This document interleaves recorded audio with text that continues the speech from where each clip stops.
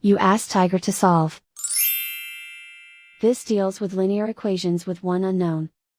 The final result is x equals -50. Let's solve it step by step. Simplify the expression. Combine like terms. Swap sides.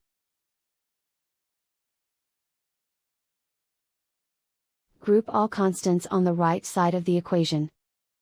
Add 9 to both sides. Simplify the arithmetic.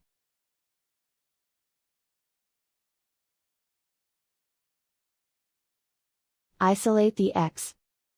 Multiply both sides by inverse fraction 5/1.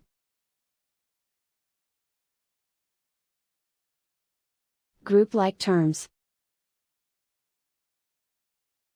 Multiply the coefficients.